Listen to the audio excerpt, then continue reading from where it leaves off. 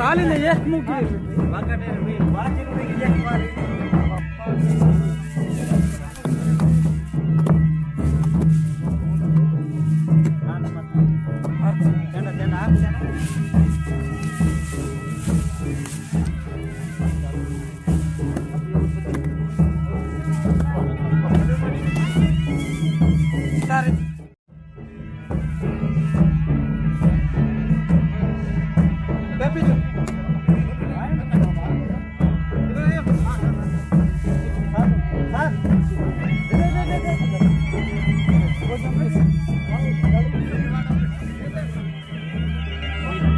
Dormir, sir. Orang ke? Pajar, pajar, Happy, pajar, pajar, pajar, pajar, Happy.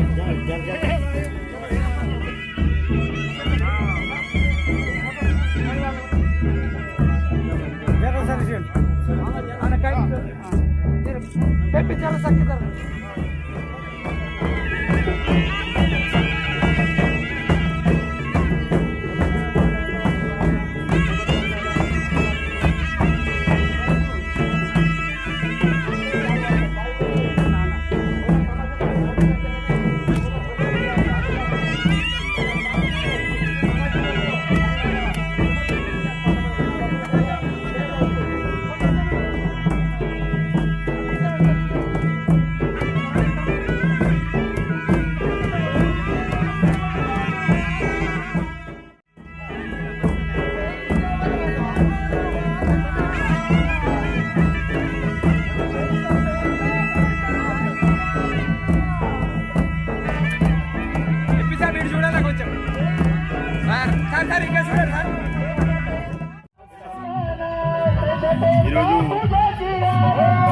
Hyman డ్రాప్స్ 33వ వర్ధంతి సందర్భంగా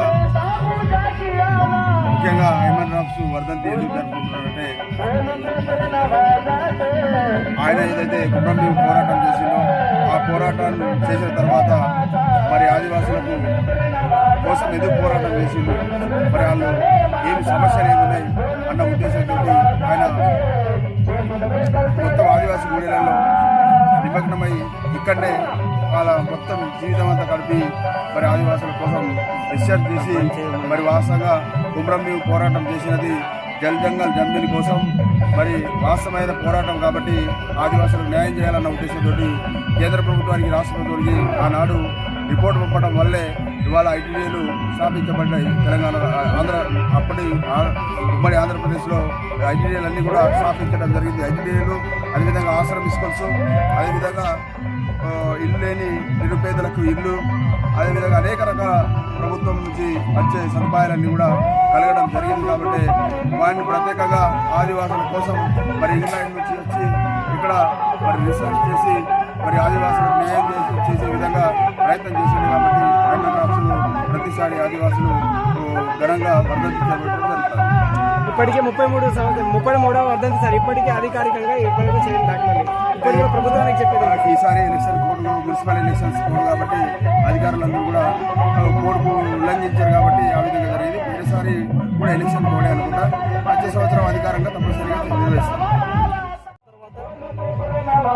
ఆదివాసులను పరిశోధన చేసి ఆదివాసుల యొక్క సమస్యల ఏంటిదని అప్పటి నైజాం సర్కార్ అమరకుడు ఉన్నటువంటి హైమన్ డ్రాప్ను మరి ఈ ప్రాంతానికి పంపించి ఆదివాసుల యొక్క స్థితిగతులను వాళ్ళు పోరాటం వైపు వెళ్ళాల్సిన మార్గాల అన్వేషణ చేసేసుకుని మరి నిజంగా ఆదివాసులు దేనికోసం అయితే పోరాటం చేస్తున్నారో అవన్నీ కూడా ఆదివాసులకు దక్కపోవడంతో మరి పోరాట మార్గం కుమ్రంభీం పోరాటం ఏర్పడిందని ప్రభుత్వాన్ని నివేదించిన తర్వాత అప్పుడున్న నైజాం సర్కార్ నిజమే మరి అడవిని నమ్ముకున్నటువంటి ఆదివాసులందరూ కూడా అడవి, నీరు, భూమి ఇవన్నీ కూడా కంపల్సరీ కావాల్సినవే, వాళ్ళకి కంపల్సరీ ఇవ్వాలనే ఒక నిర్ణయానికి వచ్చేసిన తర్వాత మరి ప్రభుత్వ నివేదిక ప్రకారంగా అప్పుడున్న ప్రభుత్వాలు మరి ఏదైతే మార్లవై కేంద్రంగా మరి వారిని ఇక్కడ పంపించిన తర్వాత తీసుకోవాల్సిన చర్యలు మరి ఐటీడీఎల్ ఏర్పాటు చేసిన తర్వాత చేయడం జరిగింది.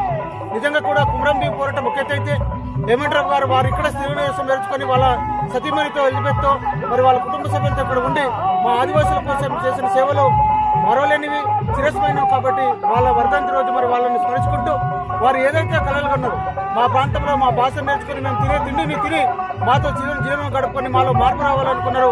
ఆ మార్పు ఇంకా రావాల్సి ఉన్నది. అందుకోసమే నేటి తరం యువకులందరూ కూడా హైమన్ డ్రాప్ మరి కుమ్రంభీం నువ్వు ఆదర్శంగా తీసుకొని జాతి కోసం పోరాటం చేయండి, హైమన్ డ్రాప్ నువ్వు ఆదర్శంగా తీసుకొని జాతి కోసం చదవండి అనే నినాదంతో మరి ఓ రోజు కార్యక్రమం నిర్వహించడం జరిగింది. కార్యక్రమం హాజరైన ఎంపీ గారికి, మరి ఇంతకుముందు వచ్చేసిన అధికారులకు, జిల్లా పరిషత్ చైర్మన్ గారికి, అదేవిధంగా మిగతా ప్రజాప్రతినిధులందరికీ కూడా స్వాగతం తెలియజేస్తూ తప్పకుండా ఇంకనూ ఆదివాసుల్లో కొంచెం అసహనం ఉన్నది. అసహనాన్ని తొలగించవలసిన బాధ్యత నేటి ప్రభుత్వంపై ఉన్నది. ఇన్ని ప్రభుత్వ సౌకర్యాలు కలిగించిన ఆదివాసులలో ఉన్నటువంటి అసహనము గుర్తించాలి. ఇవాళ రిజర్వేషన్ ఫలాలన్నీ కూడా ఆదివాసులు రాకపోవడంతో ఇవాళ ఆదివాసులందరూ కూడా ఆవేదన ఉన్నారు. దాన్ని ప్రభుత్వం ఈ సందర్భంగా గుర్తించాలి. హైమన్ డ్రాప్ రాసిన పుస్తకంలో కూడా మేము చదివిన అంశాలు కూడా అవే చెప్తున్నాయి. ఆదివాసులకు పూర్తి స్వేచ్ఛ స్వాతంత్రాలు పూర్తి ఇచ్చినాడే వాళ్ళకు నిజంగా వాళ్ళ అభివృద్ధి చెందుతారని చెప్పారు. కాబట్టి వాటి కోసం తప్పకుండా కృషి చేస్తాం. తప్పకుండా ఆదివాసులు ఏదైతే కుమ్రంభీం పోరాటంతో ఆదివాసుల పక్షాన ఉండి వాళ్ళకు రావాల్సిన హక్కుల కోసం పోరాటం చేస్తామని సందర్భంగా తెలియజేస్తాం.